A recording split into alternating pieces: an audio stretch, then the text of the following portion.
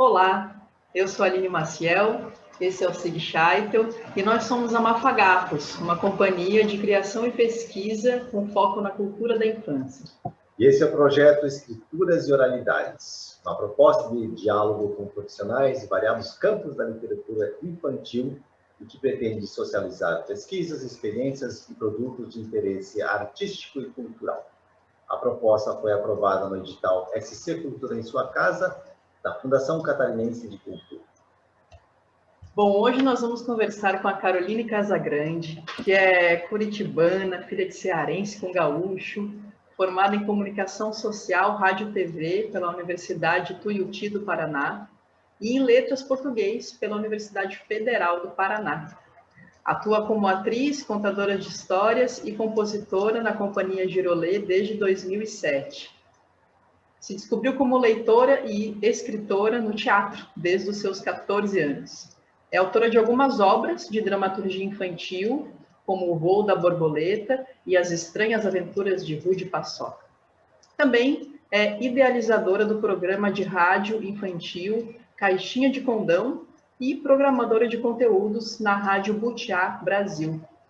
Hoje o nosso papo vai ser sobre histórias contadas para serem escutadas. Carol, bem-vinda. Muito obrigada, muito bom dia, boa tarde, boa noite para quem está nos assistindo. Agradeço o convite e estou à disposição. Vamos lá. Oi, Carol. Olá. Bem-vinda, vamos começar. Eu tenho uma pergunta para você. A gente percebe que tem um movimento crescente, um interesse crescente do público por produtos em áudio, especialmente no formato, não sei se é formato, mas em podcast, né? E abrangendo os mais variados temas. Na literatura não é diferente. E você tem experiência em rádio e também com a Girolê, fazendo programas ou histórias gravadas, né? A gente gostaria de ouvir você, teu relato sobre essas experiências. Olha, quando eu me formei em comunicação, eu já tinha um histórico com teatro, então o meu trabalho foi de rádio e teatro para crianças. Eu peguei uma peça de teatro e adaptei para o rádio, né? Nenhuma novidade aí, estilo radionovela, mas aí teatro de uma vez só. E ali já foi, né, surgindo esse interesse e a coisa ela foi realmente pensada para o rádio, né? Ainda na época eu tive a oportunidade de veicular isso por algumas rádios, algumas não, né? Duas rádios, assim, uma comercial e outra pública. E na época se falava aí, até então, né, programa de rádio. E eu continuei produzindo esse tipo de programa, só que agora, para a entrada no rádio, né, nos veículos, se tornou, já era difícil, e agora com o Spotify, com o YouTube, foi ficando diferente esse caminho, né? Então, acho que podcast é um nome que a gente dá para adaptar essa linguagem, né? Então, esses programas de rádio, que eram literatura, que são literatura adaptada, né? Adaptada para rádio e teatro, foram encontrando outras formas de se comunicar com o público, né? Então, não é aquele formato assim, eu tô com o ouvinte aqui, né? Eu posso dialogar, então ele escuta aqui, ele já responde. Não, o podcast, ele tem outro direcionamento. Então, com essas mudanças, assim, eu fui indo para essa outra direção, que, na verdade, esse áudio, né, ele pode ser muitas coisas, né? O podcast, eu acho que ele é um termo bastante abrangente, porque ele não é só aquele bate-papo, né? Um podcast é só aquele cunho jornalístico. Não, ele é bastante amplo, ele pega toda a gama de produção audiofônica. Na minha opinião, né? Também já ouvi conceitos assim, que o podcast é aquele formato para conversa, né? Aquela roda ali de conversa, jornalista ficam batendo papo, mais informativo. Mas o podcast pode ser do fantástico, pode ser do lúdico, pode ser o que quiser, né? Então, realmente, agora na pandemia está ganhando bastante alcance, né? Porque a gente tem a imagem, né? É como se fosse dizer a televisão, ou a imagem, a internet não é uma evolução do rádio, não é uma evolução do áudio, né? O áudio vem para suprir uma necessidade que ainda existe, ou uma condição que ainda existe, né? As rádios não deixaram de existir, pelo contrário. As rádios AM, então, são muitas e é só palavra, né? Ali é puro podcast, é puro papo, né? Ali é informação. Então, eu acho que é isso. E fala um pouquinho sobre esse o trabalho que você tem feito na Rádio Butiá Brasil, né? Apresenta aqui para quem não conhece. Certamente a gente vai deixar aqui o link também para o acesso, né, à rádio, mas fala um pouquinho da Rádio Butiá. A Rádio Butiá, ela é uma rádio, na verdade, ela é uma web rádio, né, um portal online do Uruguai, que tem a direção do Julio Brum, que é um cantor, compositor e produtor uruguaio, que essa rádio surgiu da necessidade de divulgar as músicas do movimento da canção latino-americana e caribenha, o Mocilic. Então, esse é um movimento que tem já, acho que há mais de 15 anos, que promove encontros da canção infantil de 2 em 2 anos em países diferentes da América Latina. E a Rádio Butiá surgiu para dar canal, ajudar a divulgar essas músicas desse pessoal que frequenta os festivais e que está produzindo para criança. Então, a Rádio Butiá lá já existe há 4 anos e agora, recentemente, o Júlio quis abrir um canal da música brasileira, né, para a infância, principalmente música autoral para criança, que é o que a gente faz, né? Então, eu adorei assim, o convite e eu fui atrás, né, também disso, porque eu encontrei o Júlio lá nesse encontro da canção infantil. Por coincidência, já conheci o trabalho dele. Aliás, nós o vimos naquele nosso encontro lá que a gente teve, no encontro da canção infantil, lá que eu conheci o Júlio. Curitiba, depois, né? Isso, em Curitiba. E depois eu fui encontrá-lo em Córdoba, porque nesse encontro da canção infantil, você, quando é selecionado, você escolhe qual é a sede, né, que cidade do país ali que você deseja ir para participar do encontro. Eu escolhi Córdoba, e o Júlio também havia escolhido Córdoba, e nos encontramos lá, e eu falei, então, mas ele já tinha comentado numa rádio brasileira, eu metida que sou, né, e com o meu saco aqui dentro do computador cheio de coisa que eu vou garimpando, de música para criança, eu quero mais que as pessoas escutem isso, né? E com certeza esses artistas querem ser ouvidos. Daí eu já fui cutucar ele e falei, Júlio, você quer fazer mesmo isso? Vamos lá, vamos fazer. Daí deu certo, assim. A gente já está um ano e pouco, né? Fez um ano agora em junho, a Rádio Butiá Brasil, e ela quer seguir esse mesmo modelo, digamos assim, de produção, né? De divulgação, enfim.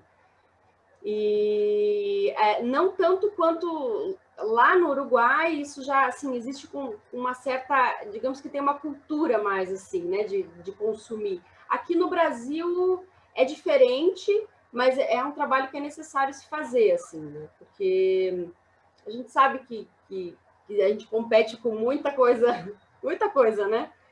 Então é mais uma tentativa. Não, os artistas que participam não são só do movimento da música latino-americana, eles são, né, aqui do Brasil. Na verdade, aqui do Brasil, quem participa mais é o Eugênio Tadeu, que é do Roda Peão, não sei se vocês conhecem. Ele está muito engajado nesse movimento, aqui de Curitiba um pouco a Rosi Greca. E o Paulo Bi também, que ele é o coordenador da Rádio Butiá, junto comigo, ele faz a coordenação, faz a programação de conteúdos. Então, só que não é só quem está dentro desse movimento, né? A gente está caçando, fazendo um garimpo assim, dessas músicas no Brasil. É uma pretensão, mas a gente aos pouquinhos está fazendo, sabe? Juntando material. Eles têm muita coisa, né? Eu tenho a minha humilde biblioteca, audioteca aqui, mas, nossa, estou tentando puxar isso desse pessoal, porque é um trabalho importante, né? Registrar. A gente vai formando as listas de músicas, né, das regiões. Então já saiu do Rio, já saiu de Belo Horizonte, já saiu do Recife, Curitiba também. A gente quer fazer a de Floripa breve. E, poxa, são playlists assim grandes, até 15, 20 artistas assim, né, de cada cidade representando. Então, estamos atuando também nessa frente. E na rádio você tem também colocado, sugerido, né, programações não só de música, mas com áudio, com histórias também. Histórias, tem um canal de contos lá também, que a gente vai renovando sempre, né? Preferencialmente literatura e música. Então, assim, literatura abrangendo também, né, contos da tradição oral. Uhum. E a canção infantil é literária, né? Ela tem poesia, tem muito. Nossa, como se bebe da literatura infantil na canção. É uma fonte, assim, que a gente dá para notar que é viva, sabe? A poesia brasileira, os autores brasileiros, eles são muito visitados principalmente por esses artistas aí que a rádio quer trazer para divulgar, né?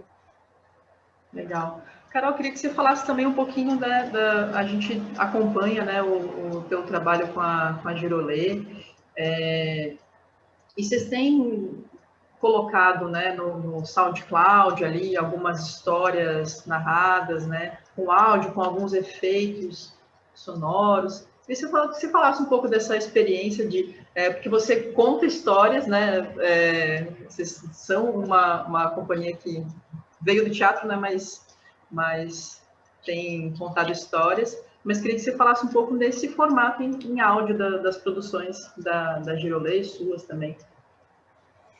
Então, assim, a Girolê em si, agora que a gente está, digamos assim, pensando mais o áudio, assim, né? Eu mesma, assim, particularmente, já vinha com esse trabalho, e então, com a Girolê foi surgindo também mais na pandemia, né? Porque em 2014 a gente gravou uma história, porque eu já vinha com essa bagagem, então eu estava sempre querendo gravar as coisas, né? Aquela história do livro A Palavra Feia do Alberto, da Audrey Wood, a gente fez uma versão para a rádio dela, e assim, gratuitamente, assim, vamos fazer porque vai ficar legal, sabe? Não foi para programa nenhum a princípio, depois foi para o Cachê de Condão, mas ficou muito legal, assim. Eu sempre tive vontade de fazer de novo, assim, de estar usando essa ferramenta, mas pensando assim, puxa, mas aonde que eu vou divulgar também, né? Como que as pessoas... Porque a gente divulga o nosso trabalho indo apresentar, né? Então, assim, tá lá no SoundCloud, é mais difícil chegar. Mas tem, assim, um valor, assim, uma coisa, uma potência, quando você pode usar isso mediando, sabe?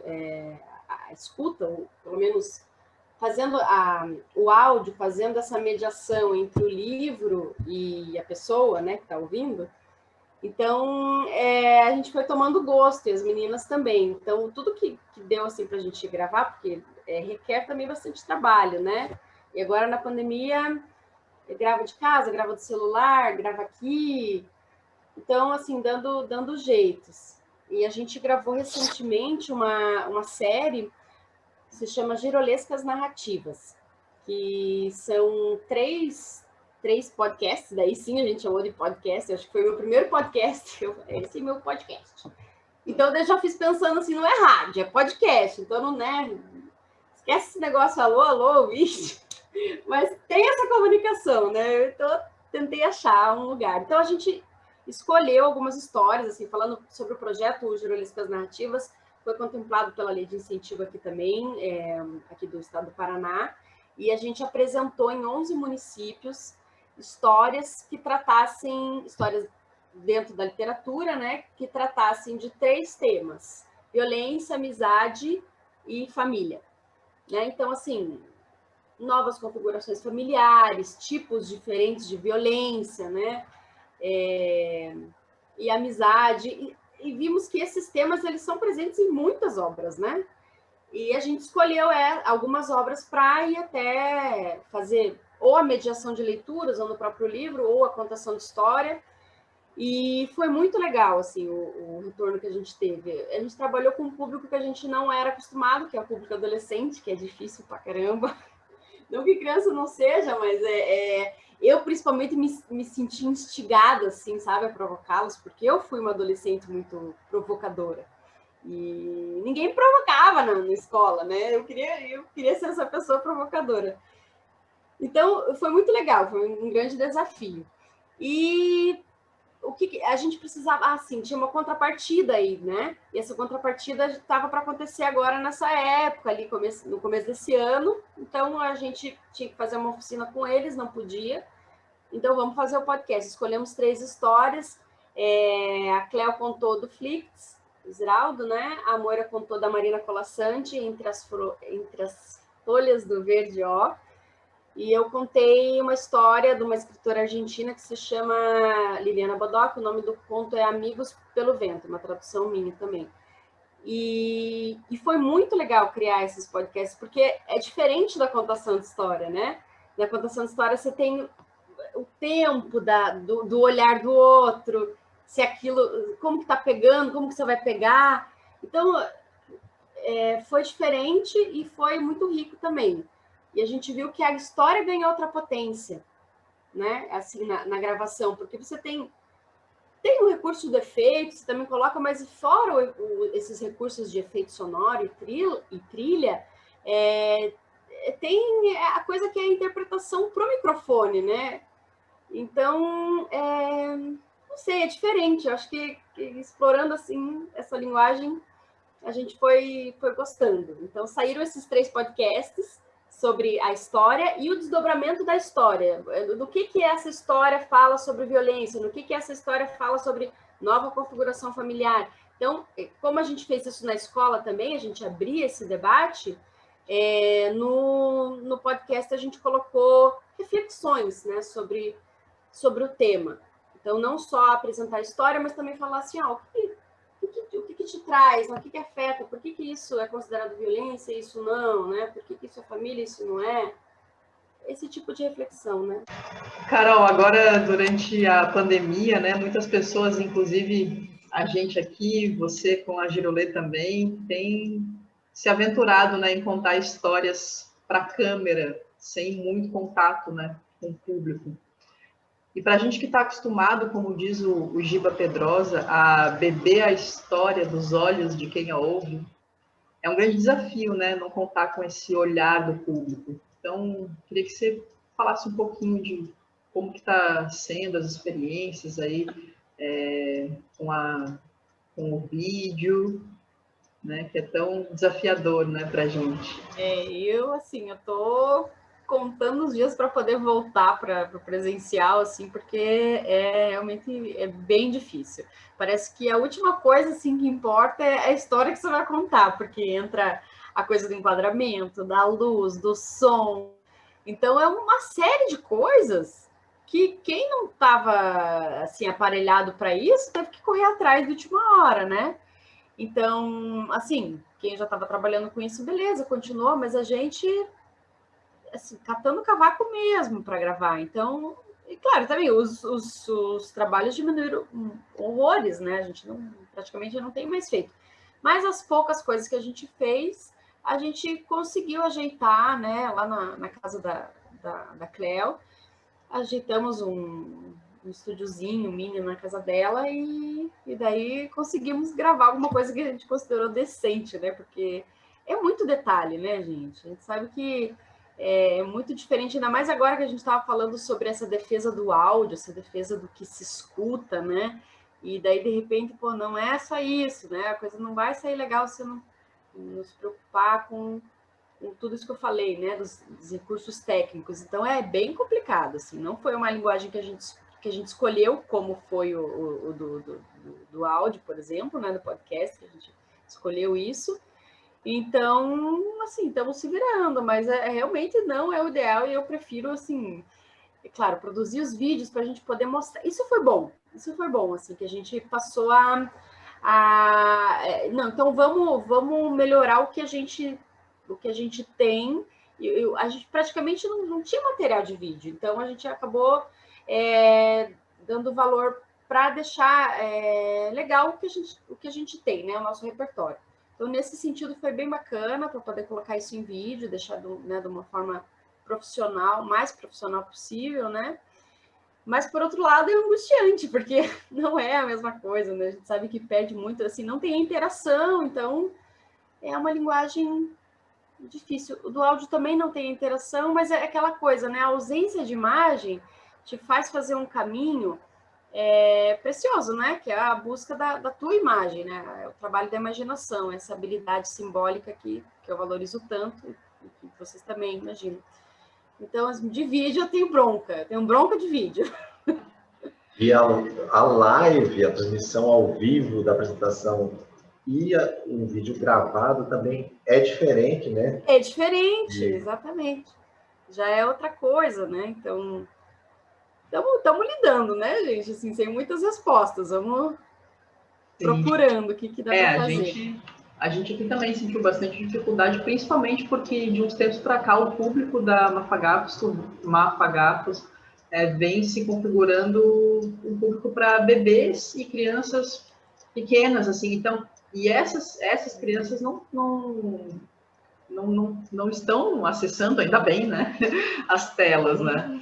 Então a gente, né, ficou meio sem público mesmo, né? Porque para quem que a gente vai direcionar o trabalho que a gente já vinha fazendo, né? E muito com livros também, que isso também se perde bastante, né, no vídeo, né? Você ter essa imagem, né? Como você está falando ali, né, um enquadramento e tal. Isso tudo Você escolhe, né? Você tem que escolher um recorte. É difícil isso, né? Você faz o recorte do olhar para a pessoa. Ou pelo menos uma parte disso. É aquilo, né? Ou a gente pensa mesmo no audiovisual, assim como quando você prepara uma história, né? Tá lá o livro ou a história, né, da conto popular, né? Você pensa no áudio, né? Você pensa na sua voz narrada, você pensa em algum personagem ou outra pessoa que você vai convidar, né? Então a gente já, né, a adaptação da história já vem pensando no áudio, né? Efeitos, né, que vai utilizar, né, depois na edição. Então esse caminho já é mais conhecido também, assim, seu aqui falando, né, mais especificamente. Porque daí acaba se tornando uma coisa assim, a gente vai entrar num campo em que não é nosso, e assim, da minha parte não existe um interesse de produzir vídeo, entendeu?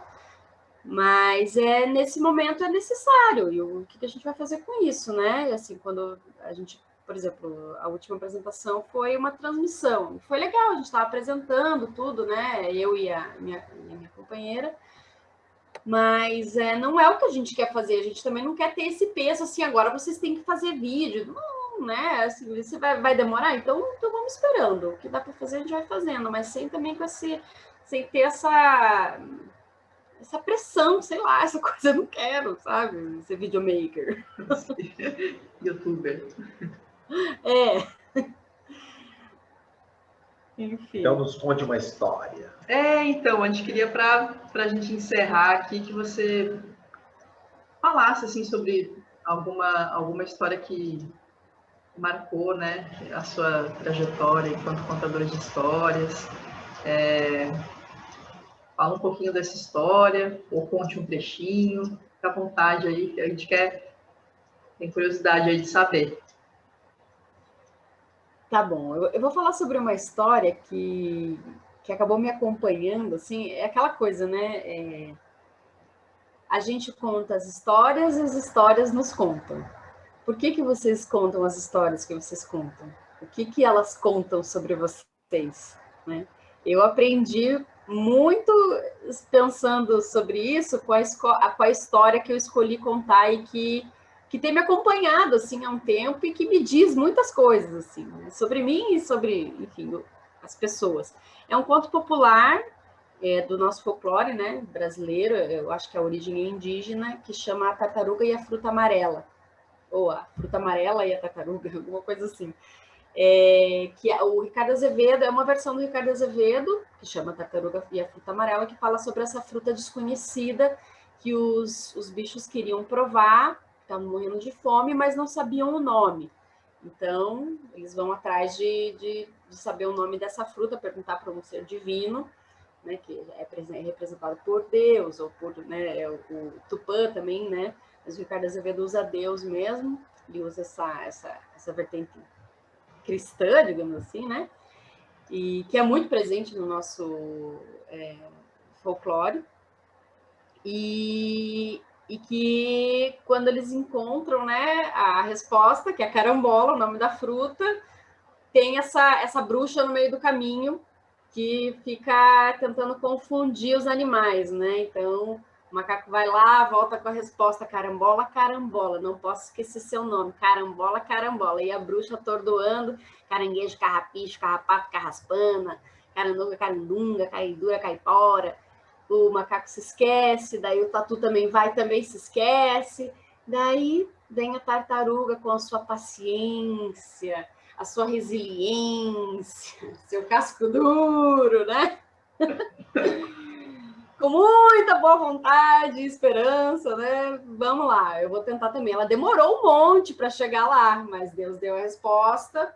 Ela voltou cantando, a bruxa fez toda aquela tentativa dela esquecer o nome da fruta, que ia salvar a vida do povo dela.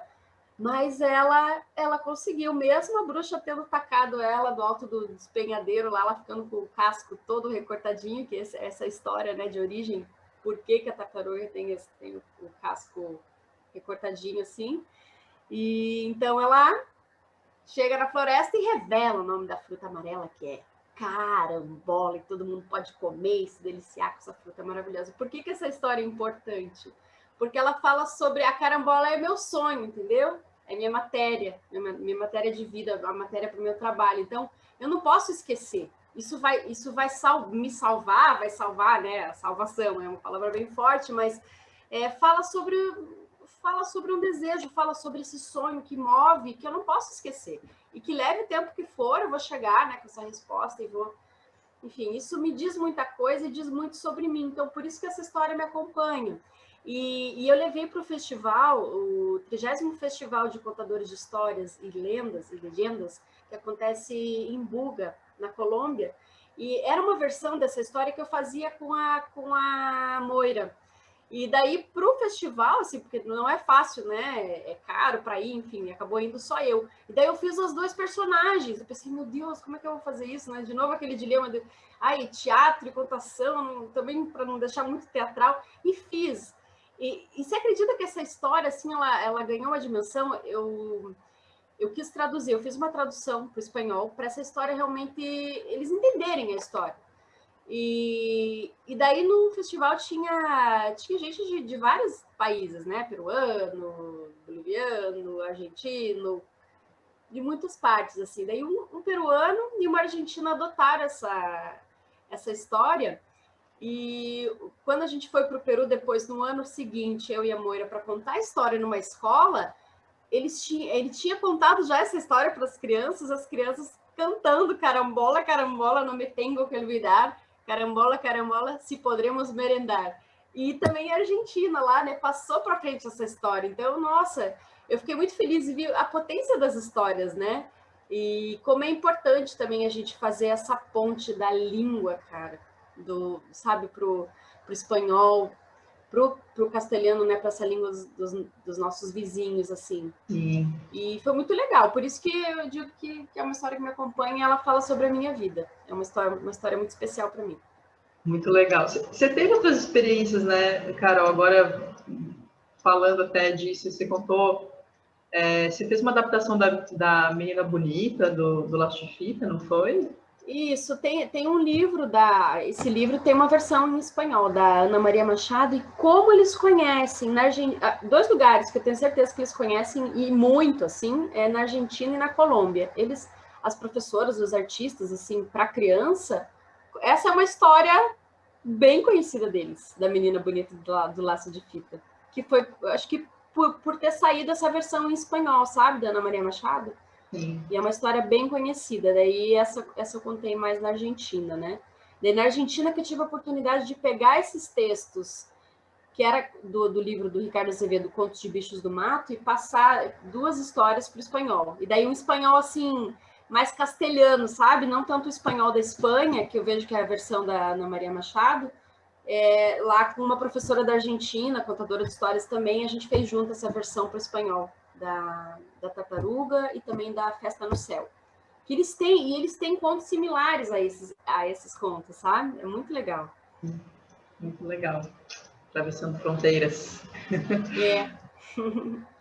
Carol, a gente queria muito te agradecer por ter aceitado o convite aqui para esse papo aqui com a gente. Ficamos muito contentes. Seguimos aí nos acompanhando em áudio, em vídeo. Em áudio, no que der, né? No que der. Mas muito obrigada mesmo por você ter aceitado e estar aqui com a gente. Eu que agradeço o convite de vocês. Desejo sorte aí para o projeto, que seja bem bonito. E vamos segurando as pontas, né? Isso aí. Obrigado, Carol. E esse é o projeto Escrituras e Oralidades, uma proposta de diálogos com profissionais de variados campos da literatura infantil que pretende socializar pesquisas, experiências e produtos de interesse artístico e cultural. Hoje nós conversamos com Caroline Casagrande, lá de Curitiba, sobre histórias contadas para serem escutadas. E você pode acompanhar as outras conversas que nós fizemos no nosso canal do YouTube e também pelo nosso Instagram. Muito obrigada e até a próxima.